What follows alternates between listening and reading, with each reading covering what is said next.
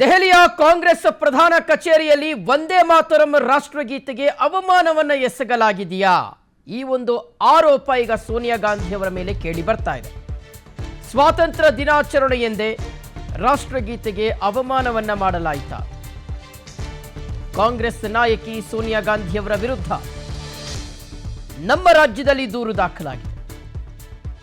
ಸೋನಿಯಾ ಗಾಂಧಿ ಅವರ ವಿರುದ್ಧ ಹಿಂದೂ ಮುಖಂಡ ವಿಕಾಸ್ ಪುತ್ತೂರು ಅವರು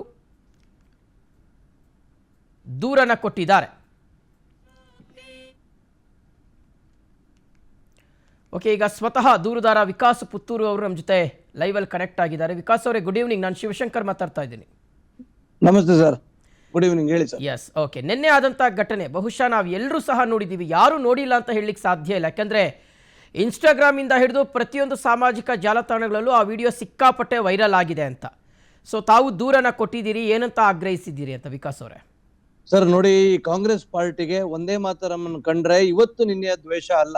ಓಕೆ, ಒಂದೇ ಮಾತರಂ 1896ರಲ್ಲಿ ಬಂಕಿಂ ಚಂದ್ರ ಚಟ್ಟೋಪಾಧ್ಯಾಯರು ಏನ್ ಬರ್ದಿದ್ರು, ಇದು ಪೂರ್ಣ ಪ್ರಮಾಣದಲ್ಲೇ ಅದರ ಉಚ್ಚಾರ ಆಗ್ತಾ ಅದರ ಗೀತೆಯನ್ನು ಗಾಯನ ಮಾಡ್ತಾ ಇದ್ರು. 1937ನೇ ಇಸ್ವಿಯಲ್ಲಿ ಕಾಂಗ್ರೆಸ್ ಪಾರ್ಟಿ ಏನ್ ಮಾಡುತ್ತೆ, ಮುಸ್ಲಿಂ ಲೀಗ್ ಅವರಿಗೆ ಅವರ ಮೇಲೆ ಒತ್ತಡವನ್ನು ತರ್ತಾರೆ. ಇದರಲ್ಲಿ ದೇಶವನ್ನು ದುರ್ಗೆಗೆ ಹೋಲಿಸಲಾಗಿದೆ ಅನ್ನುವಂತ ಒತ್ತಡವನ್ನು ತಂದಾಗ ಕಾಂಗ್ರೆಸ್ ಪಾರ್ಟಿ ಅದನ್ನು ವಿರೂಪಗೊಳಿಸಿ ಇದರಲ್ಲಿ ಇರ್ತಕ್ಕಂಥ ಯಾವ ಸ್ಟ್ಯಾನ್ಜಗಳು, ಮೊದಲ ಸ್ಟ್ಯಾನ್ಜ ಬೇರೆ ಯಾವ ಸ್ಟ್ಯಾನ್ಜವನ್ನು ಕೂಡ ಹೇಳಬಾರದು ಅನ್ನುವಂಥದ್ದನ್ನು ಇವರು ಮುಸಲ್ಮಾನರ ಒತ್ತಡಕ್ಕೆ ಮಣಿದು ಇವರ ಪಕ್ಷದ ಇದರಲ್ಲಿ ಎಕ್ಸಿಕ್ಯೂಟಿವ್ ಮೀಟಿಂಗ್ ನಲ್ಲಿ ರೆಸಲ್ಯೂಷನ್ ಪಾಸ್ ಮಾಡ್ತಾರೆ. ಈಗ ನಿನ್ನೆ ಕೂಡ ತಾವು ಗಮನಿಸಿರಬಹುದು, ಇದು ಪೂರ್ಣ ಪ್ರಮಾಣದ ಒಂದೇ ಮಾತರಂ ಗೀತೆಯನ್ನು ನಾವು ಹಾಡಬೇಕು ಅನ್ನುವ ಈಗ ಅಧಿಕೃತವಾಗಿರ್ತಕ್ಕಂಥ ನಿಯಮ. ಮೊದಲ ಕೇಂದ್ರ ಸರ್ಕಾರ ಈ ನಿಯಮವನ್ನು ಜಾರಿಗೆ ತಂದಿದೆ.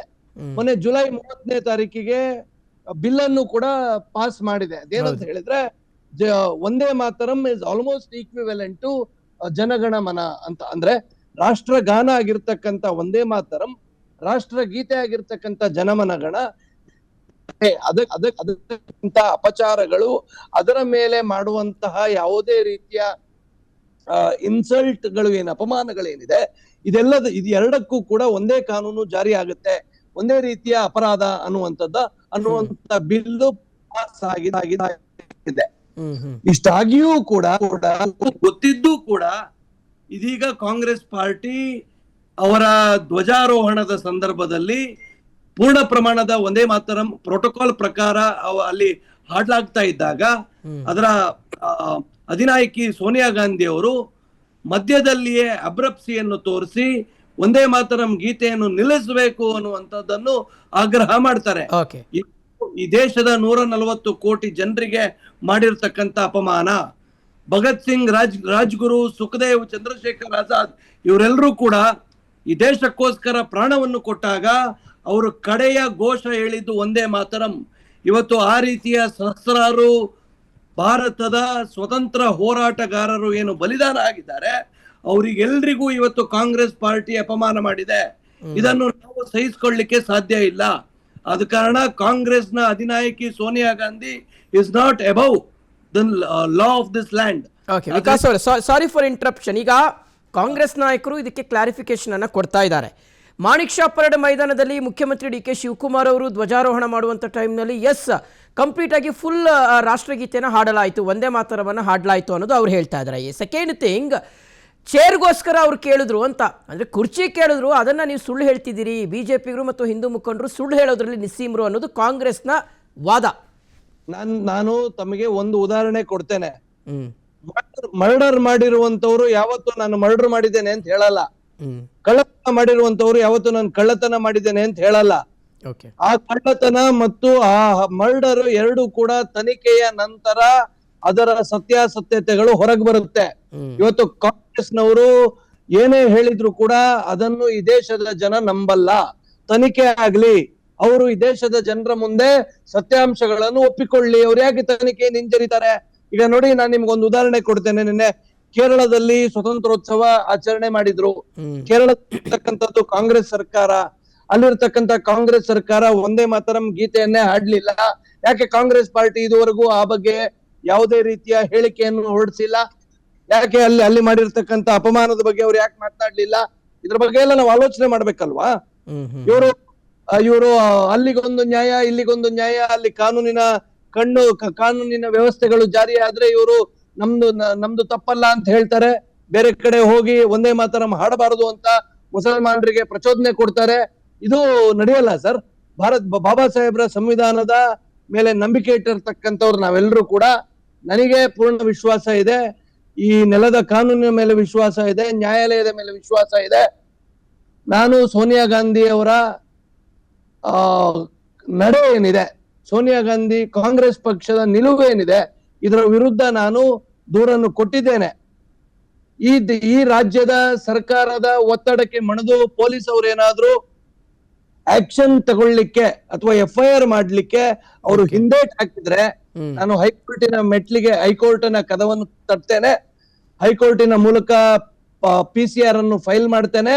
ಸೋನಿಯಾ ಗಾಂಧಿ ಅವರು ಈ ನೆಲದ ಕಾನೂನಿಗಿಂತ ದೊಡ್ಡವರಲ್ಲ, ಅವರನ್ನು ಕೋರ್ಟಿನ ಕಟಕಟೆಗೆ ಬಂದು ನಿಲ್ಲುವಾಗೆ ಮಾಡ್ತೇವೆ. ಅವರು ಒಂದೇ ಮಾತರಮನ್ನು ನಾವು ಒಪ್ತೇವೆ, ನಾವು ಇನ್ನು ಮುಂದೆ ಅದಕ್ಕೆ ಪ್ರತಿರೋಧ ವ್ಯಕ್ತಪಡಿಸುವುದಿಲ್ಲ ಅನ್ನುವಂಥದ್ದನ್ನು ಹೇಳಬೇಕು, ಬಹಿರಂಗವಾಗಿ ಒಪ್ಪಿಕೊಳ್ಬೇಕು.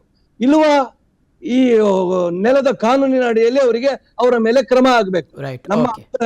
ಇಷ್ಟು ವಿಕಾಸ್ ಅವರು, ಈಗ ಒಂದು ಪ್ರಧಾನಿ ನರೇಂದ್ರ ಮೋದಿ ಅವರು ಮುಂಗಾರು ಅಧಿವೇಶನದಲ್ಲಿ ಇದಕ್ಕೆ ಬಿಲ್ಲನ್ನ ತಿದ್ದುಪಡಿ ತಂದರು.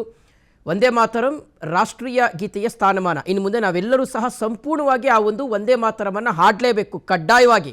ಈ ದೇಶದ ಪ್ರತಿಯೊಬ್ಬ ನಾಗರಿಕನೂ ಸಹ ಈ ಹಾಡನ್ನು ಸಂಪೂರ್ಣವಾಗಿ ಹಾಡಲೇಬೇಕು. There is no discount in that, ಅದರಲ್ಲಿ ಯಾವುದೇ ರೀತಿಯಂಥ ವಿನಾಯಿತಿ ಇಲ್ಲ, ಒಂದು ವಿಚಾರ. ಆದರೆ ಎರಡನೇದು, ಈಗ ಕೇಂದ್ರದಲ್ಲಿ BJP ಗೌರ್ಮೆಂಟೇ ಇದೆ. ಅಮಿತ್ ಶಾ ಅವರು ಈ ವಿಚಾರವನ್ನು ಇಟ್ಕೊಂಡು ಇವತ್ತು ವಾಗ್ದಾಳಿಯನ್ನು ನಡೆಸಿದರು. ಯಾಕಾಗಿ ಕೇಂದ್ರ ಸರ್ಕಾರ ಸೋನಿಯಾ ಗಾಂಧಿ ಅವರ ವಿರುದ್ಧ ಕ್ರಮವನ್ನು ಕೈಗೊಳ್ತಾ ಇಲ್ಲ? ಅವರೇ ಕ್ರಮ ಕೈಗೊಳ್ಬೋದಲ್ಲ, ಯಾಕಂದರೆ ಇದು ಕಾನೂನನ್ನು ಉಲ್ಲಂಘನೆ ಮಾಡಿರ್ತಕ್ಕಂಥ ಅಂಡರಲ್ಲಿ ಬರುತ್ತೆ ಅನ್ನೋದು. ವಿಕಾಸ್ ಅವರೇ, ಸರ್ ತನಿಖೆ ಆಗ್ಲಿ ಅಲ್ಲ ಸರ್, ಇವತ್ತು ಕಂಪ್ಲೇಂಟ್ ಆಗಿದೆ, ತನಿಖೆ ಆಗ್ಲಿ, ಅವರ ವಿಚಾರ ಏನಿದೆ ಅದು ಅಧಿಕೃತವಾಗಿ ದಾಖಲೆ ಮಾಡ್ಲಿ. ಎಲ್ಲೋ ಕೂತು ಗಾಳಿಯಲ್ಲಿ ಗುಂಡೊಡೆಯುವುದಲ್ಲ. ನ್ಯಾಯಾಲಯದಲ್ಲಿ ಕಾಂಗ್ರೆಸ್ ಪಾರ್ಟಿ ಏನ್ ಮಾಡಿತ್ತು, ಕಾಂಗ್ರೆಸ್ ಪಕ್ಷದ ಧ್ವಜಾರೋಹಣದ ಸಂದರ್ಭದಲ್ಲಿ ಏನಾಗಿತ್ತು, ಇದಕ್ಕೆ ದಾಖಲೆಗಳನ್ನು ಒದಗಿಸ್ಲಿ. ಅವರು ತಪ್ಪಿತಸ್ಥರ ಅಲ್ವಾ ಅನ್ನುವಂಥದ್ದನ್ನು ಅವರು ನ್ಯಾಯಾಲಯದಲ್ಲಿ ಹೇಳಲಿ. ತದನಂತರ ತನಿಖೆ ಆಗ್ಬೇಕಾ, ತದನಂತರ ಅವರ ಮೇಲೆ ಕ್ರಮ ಆಗ್ಬೇಕಾ ಬೇಡವಾ ಅನ್ನುವಂಥದ್ದು ನ್ಯಾಯಾಲಯ ತೀರ್ಮಾನ ಮಾಡುತ್ತೆ ಸರ್. ಇವರು ಕೇರಳಕ್ಕೆ ಒಂದು ಕಾನೂನು, ಕೇರಳಕ್ಕೆ ಒಂದು ನೀತಿ, ಬೇರೆ ಕಡೆ ಒಂದು ನೀತಿ, ಮುಸಲ್ಮಾನರಿಗೆ ಓಲೈಸ್ಲಿಕ್ಕೆ ಒಂದು ನೀತಿ, ಹಿಂದೂಗಳ ಹತ್ರ ಬರುವಾಗ ಹಿಂದೂಗಳಿಗೆ ಒಂದು ನೀತಿ, ನಡೆಯಲ್ಲ. ಒಂದಿರ್ಬೇಕು. ಆ ನಿಟ್ಟಿನಲ್ಲಿ ಅವ್ರದ್ದೇನ್ ನಿಲುವು ಸ್ಪಷ್ಟಪಡಿಸ್ಲಿ. ಸೋನಿಯಾ ಗಾಂಧಿ ಅವರು ತಪ್ಪು ಮಾಡಿಲ್ಲ ಅಂತ ಆದ್ರೆ ಅವ್ರು ಬಂದು ಹೇಳಿ. ರಾಹುಲ್ ಗಾಂಧಿ ಅವರು ಇದೇ ರೀತಿ ಎಷ್ಟು ಸರ್ತಿ ಅವರು ಹಾರಿಕೆಯ ಉತ್ತರಗಳನ್ನು ಕೊಟ್ಟು ಕೋರ್ಟ್ಗಳಲ್ಲಿ, ಬೇರೆ ಬೇರೆ ನ್ಯಾಯಾಲಯಗಳಲ್ಲಿ ಅವರು ಕ್ಷಮೆ ಕೋರಿದ್ದಾರೆ. ಇದರ ಬಗ್ಗೆ ಎಲ್ಲ ನಿದರ್ಶನಗಳಿದೆ ಅಲ್ಲ ಸರ್. ಸೊ ಅದೇ ರೀತಿ ಆಗಬಾರ್ದು. ಅವರಿಗೆ ಒಂದೇ ಮಾತರಂ ಬಗ್ಗೆ ಸ್ಪಷ್ಟವಾಗಿರ್ತಕ್ಕಂಥ ನಿಲುವನ್ನು ಕಾಂಗ್ರೆಸ್ ವ್ಯಕ್ತಪಡಿಸ್ಲಿ. ಮತ್ತೆ ಮುಂದಿನದ್ ಮತ್ತೆ ನೋಡುವ. ಎಸ್ ವಿಕಾಸ್ ಸರ್, ಒಂದು ಈಗ ಈ ವಿಚಾರ ಬೆಳಕಿಗೆ ಬಂದ ಮೇಲೆ ಸೋನಿಯಾ ಗಾಂಧಿ ಅವರ ಮೂಲದ ಬಗ್ಗೆ ಚರ್ಚೆಗಳು ನಡೀತಾ ಇದೆ ಪಬ್ಲಿಕ್ ಡೊಮೈನಲ್ಲಿ. ಅವರು ಎಲ್ಲಿಯವರು, ಹಾಗಾಗಿ ಅವರು ನಮ್ಮ ದೇಶದ ರಾಷ್ಟ್ರಗೀತೆಗೆ ಗೌರವವನ್ನು ಕೊಡ್ತಾ ಇಲ್ಲ, ಈ ರೀತಿಯಂಥ ಚರ್ಚೆಗಳೆಲ್ಲ ನಡೀತಾ ಇದೆ. ಅದು ಅದ್ರ ಪಾಡಿಗೆ ಅದು ನಡ್ಕೊಂಡು ಹೋಗುತ್ತೆ. ಆದರೆ ಎಲ್ಲೋ ಒಂದು ಕಡೆ ಕಾಂಗ್ರೆಸ್ BJPಗೆ ಅಸ್ತ್ರವನ್ನು ಅವರೇ ಕ್ರಿಯೇಟ್ ಮಾಡಿ ಕೊಡ್ತಾ ಇದ್ದಾರಾ ಅಂತ, BJPಗೆ ಅವರೇ ಬೆತ್ತ ತಗೊಂಡು ಕೊಡ್ತಾ ಇದ್ದಾರಾ, ತಗೊಳ್ಳಿ ಹೊಡೀರಿ ಅನ್ನುವ ರೀತಿಯ ಕಂಡು ಬರ್ತಾ ಇದೆ ಇದು ಅಂತ. ಸರ್ ನೋಡಿ, ಯಾವತ್ತೂ ಕೂಡ ರಾಷ್ಟ್ರೀಯ ಚಿಹ್ನೆಗಳು, ರಾಷ್ಟ್ರೀಯ ಸಂಕೇತಗಳು, ರಾಷ್ಟ್ರೀಯ ವಿಚಾರಗಳು ಇದು ರಾಜಕಾರಣಕ್ಕೆ ಬಳಕೆ ಆಗಬಾರದು. ಇದಕ್ಕೆ ಇದು ಪಕ್ಷಾತೀತವಾಗಿ ವೈಚಾರಿಕ ಹಿನ್ನೆಲೆಯನ್ನು ಬಿಟ್ಟು ಎಲ್ಲರೂ ಅದರ ಬಗ್ಗೆ ಏಕ ರೀತಿಯ ನಿಲುವನ್ನು ಇಟ್ಕೊಳ್ಬೇಕು. ಇವತ್ತು ದುರದೃಷ್ಟಕರ ಕಾಂಗ್ರೆಸ್ ಪಾರ್ಟಿ ಏನ್ ಮಾಡ್ತಾ ಇದೆ, ಅವರಿಗೆ ಈ ದೇಶದ ಬಗ್ಗೆ ಯಾವುದೇ ರೀತಿಯ ಯೋಚನೆಗಳಿಲ್ಲ, ಈ ದೇಶದ ಹಿತದ ಬಗ್ಗೆ ಚಿಂತನೆಗಳಿಲ್ಲ. ಅವರಿಗೆ ಇನ್ ಜನರಲ್ ಬೇಕಾಗಿರುವಂತದ್ದು ತಮ್ಮ ವೋಟ್ ಬ್ಯಾಂಕಿನ ಭದ್ರೀಕರಣ, ತಮ್ಮ ವೋಟ್ ಬ್ಯಾಂಕಿನ ಅಪೀಸ್ಮೆಂಟ್. ಇದು ಎರಡರ ಸುತ್ತವೇ ಅವರು ಯಾವಾಗಲೂ ತಿರುಗುವುದ್ರಿಂದ ಅವರು ಮಾಡುವಂತದ್ದು ಎಲ್ಲವೂ ವಿವಾದ ಆಗುತ್ತೆ.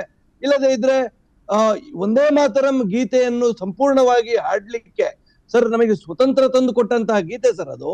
ಭಾರತವನ್ನು ಮುಕ್ತತೆ ಮಾಡ್ಲಿಕ್ಕೆ ಅತ್ಯಂತ ಹೆಚ್ಚಿನ ರೀತಿಯಲ್ಲಿ ಬಳಕೆ ಆದಂತಹ ಕ್ರಾಂತಿ ಗೀತೆ ಅದು. ಅಂತಹ ಗೀತೆಯನ್ನು ಕಾಂಗ್ರೆಸ್ ಪಾರ್ಟಿ ಅಪಮಾನ ಮಾಡ್ಲಿಕ್ಕೆ ಹಿಂಜರಿಯುವುದಿಲ್ಲ ಅಂತ ಆದ್ರೆ ಅವರ ಮನಸ್ಥಿತಿ ಎಂತದ್ದು ಅನ್ನುವಂಥದ್ದು ನಮಗೆ ಗೊತ್ತಾಗುತ್ತೆ ಸರ್. ಈ ದೇಶದ ಜನ 140 ಕೋಟಿ ಜನ ನಿನ್ನೆ ಕಾಂಗ್ರೆಸ್ಸಿನ ನಡವಳಿಕೆ, ಕಾಂಗ್ರೆಸ್ಸಿನ ಒಟ್ಟು ವ್ಯವಸ್ಥೆಗಳು ಜನರಿಗೆ ಗೊತ್ತಾಗಿದೆ. ಕಾಂಗ್ರೆಸ್ ಸಂಪೂರ್ಣ ಬೆತ್ತಲಾಗಿದೆ. ಕಾಂಗ್ರೆಸ್ಸಿಗೆ ಏನಾದ್ರೂ ಸ್ವಲ್ಪ ಪ್ರಮಾಣದಲ್ಲಾದ್ರೂ ನೈತಿಕತೆ, ಮೊರಾಲಿಟಿ ಅನ್ನುವಂಥದ್ದಿದ್ರೆ ಅವರು ಇದರ ಬಗ್ಗೆ ಸ್ಪಷ್ಟೀಕರಣ ಕೊಡ್ಲಿ, ನ್ಯಾಯಾಲಯದಲ್ಲಿ ಕೊಡ್ಲಿ. ಓಕೆ ವಿಕಾಸ್ ಅವರೇ, ಥ್ಯಾಂಕ್ ಯು. ಇಷ್ಟೊತ್ತು ಸಮಯ ಕೊಟ್ಟಿದ್ದಕ್ಕೆ, PNS ವಿಸ್ತರಣೆ ಜೊತೆಗೆ ಮಾತನಾಡಿದ್ದಕ್ಕೆ ಥ್ಯಾಂಕ್ ಯು ವೆರಿ ಮಚ್.